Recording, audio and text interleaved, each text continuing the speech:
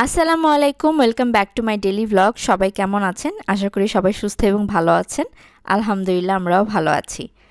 সকালবেলা ঘুম থেকে ওঠার পর আমরা ডিসাইড করলাম যে আমরা একটা জায়গায় ঘুরতে যাব। তো সেই মোতাবেক আমরা একদম রেডি হয়ে নাস্তা পানি করে দেন বের হয়েছি।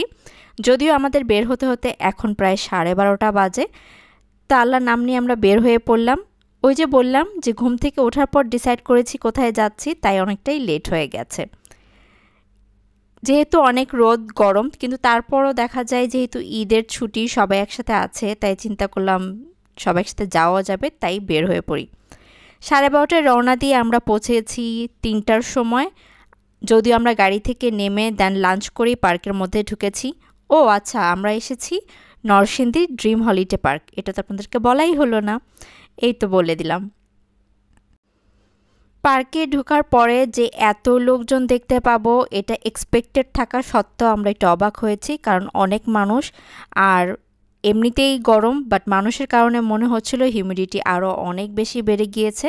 তো আমরা এখানে একটু বসেছিলাম যে কি করব, কোন দিকে ফার্স্টে যেতে পারি সেটা আর কি ডিসাইড করছিলাম। এরপর আমরা আবার ওয়াটার পার্কের জন্য টিকিট নিয়ে এসে পড়লাম ওয়াটার পার্কে। আমরা ওয়াটার পার্কে আসবো বলেই একদম বাসা থেকে কাপড় নিয়ে এসেছি, মানে আয়ানের বাবা আর আয়ানের জন্য। কিন্তু তারপরে এসে আমরা একটু রেস্ট নিচ্ছিলাম এবং চিন্তা করছিলাম যে ওয়াটার পার্কে আগে যাওয়াটা ঠিক হবে কিনা।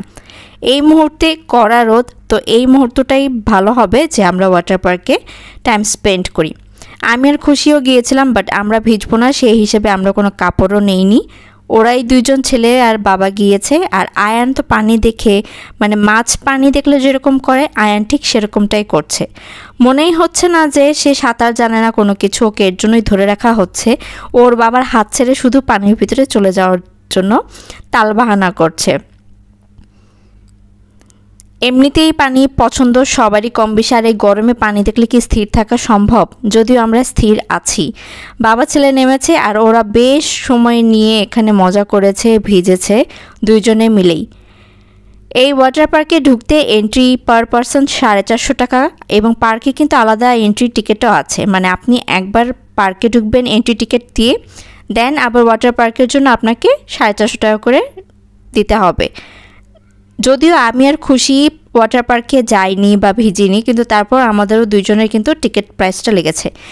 আমার কাছে মনে হয়েছে একটু বেশি এক্সপেন্সিভ, লাইক অন্যান্য ওয়াটার পার্কেও যাওয়া হয়েছে, এটার মতো এত এক্সপেন্সিভ আমার কাছে মনে হয়নি। এটাই আমার কাছে মনে হচ্ছিল যে অনেক বেশি এক্সপেন্সিভ হয়ে গেছে। আর এই জিনিসটা কিন্তু সব জায়গায় ক্লিয়ার করা নেই। এখানে ডিজের গান চলছিল আর বাবা ছেলে মিলে এখানে একটু মজা করছিল। আয়ান পানি তো পছন্দ করে, আর ওর বাবা ছেলেকে আমি দিয়েছিলাম যে তোমরা দুইজনই যাও। আমরা এরপরে একটু একটা জায়গায় চুপ করে বসেছিলাম। রোদের কারণে বিশ্বাস করেন আমার একটু মনে হচ্ছিল না আমি ক্যামেরাটা অন করি একটু ভিডিও করি, ভালো লাগছিল না, একদম অবস্থা নাজেহাল। এই গরমটা ডেফিনেটলি আপনারা সবাই উপভোগ করছেন। তো এই বিয়ারেন্সটা একদম যদি খোলা আকাশের নিচে হয় তাহলে কেমনটা লাগতে পারে, ঠিক সেরকম একটা পর্যায়ে আছি। চারদিকে পানি, বাট যেহেতু পানিতে নামবো না বা কিছু করব না, তাই আমরা আর ভিজছিলাম না। আমরা একটা জায়গায় চুপ করে বসেছিলাম। ওরা দুই বাবা ছেলেই মিলেই যত আনন্দ করেছে। ডিজের গানের সাথে সাথে আয়ন কিছুক্ষণ পর পর একটু নাচানাচি করে, আবার সে পানিতে ভিজে। পানিতে সাঁতার কাটা তার একটা অন্যরকম মজার একটা ব্যাপার। অনেক দিন পর ওকে নিয়ে গেলাম এরকম ওয়াটার পার্কে। ওয়াটার পার্কের ভিতরে 17টা রাইড, এই 17টা রাইড ওই 450 টাকার মধ্যে ইনক্লুডেড। আমার কাছে কেন যেন মনে হয়েছে 17টা রাইড নিয়েও হয়তো। এই যে দেখেন অবস্থা, আমার গাল পুরো লাল হয়ে গিয়েছে, ফুলে গিয়েছে, এরকম একটা অবস্থা। আর এই যে খুশি, গরমে অবস্থা প্রত্যেকটা মানুষের খুব খারাপ। আমি যাওয়ার পর বলছিলাম যে এখানে আসার ডিসিশনটা আজকে নেওয়াটা ভীষণ ভুল হয়েছে, আমরা অন্য কোথাও গেলে হয়তো ভালো হতো।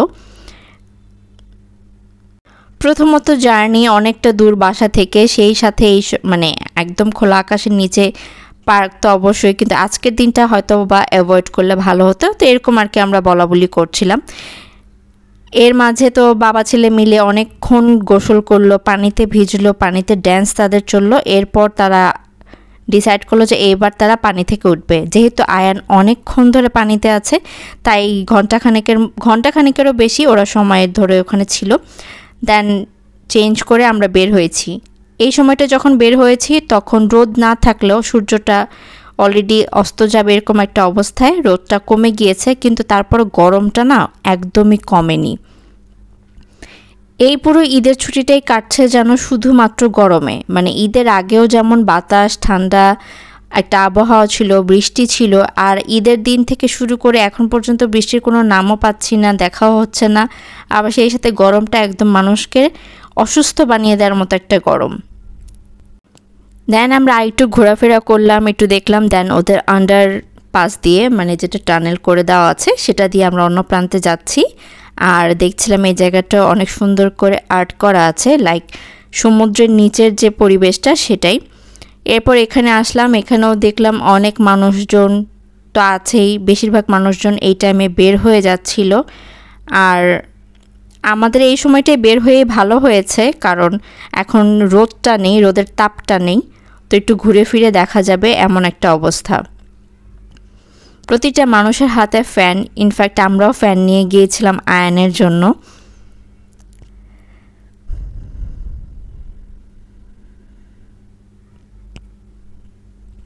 এটা এত বড় একটা এরিয়া, যে সময়টায় আসলে আমরা এসেছি সেই সময়টা যদি পুরোটাই পার্কে ঘুরে দেখা যেত তাহলে হয়তোবা পুরোটা কভার করা যেতেও পারতো, বাট আমরা যেহেতু ওয়াটার পার্কে অনেকটা সময় স্পেন্ড করেছি তাই এদিকে আর খুব বেশি একটা ঘুরলাম না।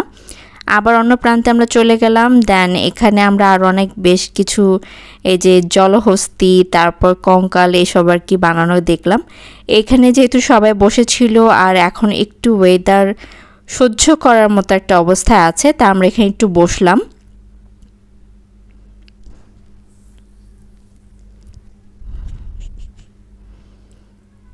আয়ান তো এগুলো দেখে বলছিল ভাও, সবগুলো হচ্ছে ভাও।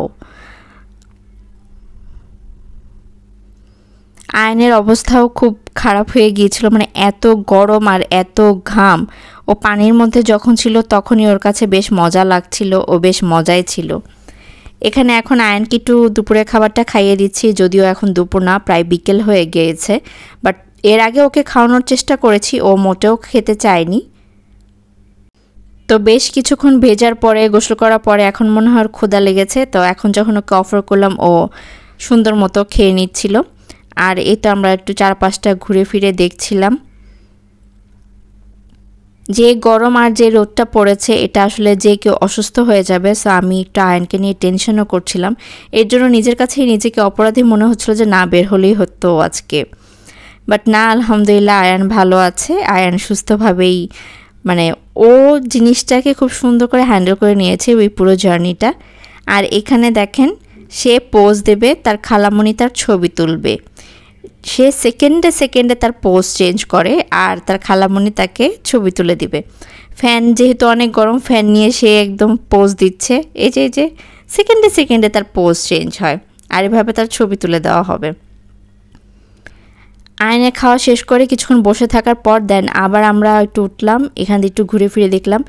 স্ক্রিনে দেখতে খুব মনোরম দৃশ্য হলো, ভাই গরমে কিন্তু শেষ হয়ে যাচ্ছিলাম। এখানে খুব সুন্দর একটা গ্রাম্য পরিবেশের মতো বানিয়ে রাখা হয়েছে, আর এখানে দেখলাম অনেকেই গাছে থেকে আম পাড়ছে। পুরো পার্কটা জুড়ে অনেক অনেক অনেক ফলের গাছ, আর আম গাছ তো অনেক। একটা দুইটা কাঁঠাল গাছ যাও আছে সেটাতে এত কাঁঠাল ধরেছে, মানে মনে হচ্ছে যে গাছটা পুরো নুইয়ে পড়ছে এরকম। আর এগুলো কি হাঁস, এগুলো পসিবলি রাজহাঁস আর পাতিহাঁস তো আছেই। তো এগুলো আমরা ঘুরে ফিরে দেখছিলাম, মানে দেখতে সিনারিওটা যে কি সুন্দর, আর ওদিক দিয়ে যে গরমে অবস্থা খারাপ হয়ে যাওয়ার মতো সেটা শুধু আমরাই ফিল করতে পারছিলাম। এখানে আয়ান হাঁসগুলোকে দেখে একদম পাগল প্রায়, সে তার কাছে যাবে, হাত বাড়িয়ে দিচ্ছিল, তো আমরা বললাম যে না, ঠোকর দিতে পারে, তখন সে ব্যাক করেছে। এটা মোস্ট পসিবলি একটা কটেজ। এখানে কিন্তু কটেজের রুম আছে, যারা হচ্ছে আপনারা থাকতে চান তারা আপনারা এখানে ভাড়া করে থাকতে পারেন, মানে একটা রেন্ট ফি আছে, আমি জানি না সঠিক সেটা কত। এখানে জাম্বুরা গাছ একদম। আর আমরা প্রায় লাস্ট মোমেন্টে, মানে 6টার দিকে এটা ক্লোজ করে দেওয়ার কথা, বাট অলমোস্ট 7টা বাজে এরা ক্লোজ করে ঈদের টাইমে। তো আমরা এখানে বসে একটু রিল্যাক্স হয়ে আইসক্রিম খাচ্ছিলাম। আয়ানকে একটা মালাই আইসক্রিম দিয়েছি, বাট সেটা তার পছন্দ হয়নি, সে তার খালামণির সাথে ওটা এক্সচেঞ্জ করে নিল। আইসক্রিমটা খাওয়ার পরে মনে হচ্ছে একটু জানে জান ফেরত এসেছে এরকম। আমরা আইসক্রিম খেয়ে দেন আমরা বের হয়ে যাব। তো আমরা হাঁটি হাঁটি গুটি গুটি পায়ে এক্সিটের উদ্দেশ্যে যাচ্ছি। আমাদের এখানে আসতে প্রায় 2.5 ঘন্টার মতো লেগেছিল। তো এখন আমরা প্রায় সন্ধ্যার দিকে বের হচ্ছি, যেতে বাসায় কয়টা বাজবে, সো সেটাই আমরা এখানে চিন্তা করছিলাম। আর এখানে বের হওয়ার সময় আমরা দেখলাম সবাই ছবি তুলছে আর খুব সুন্দর করে এখানে সাজানো গোছানো আছে, যেটা আসলে ঢোকার সময় আমরা দেখেছি, বাট ওভাবে করে ভিডিও করা হয়নি। সবগুলো রাইড এখনও মোটামুটি চলছে। এটা ক্লোজ করতে করতে প্রায় 7টা সাড়ে 7টার মতো বাজবে। লোক ধীরে ধীরে এক এক করে বের হচ্ছিল।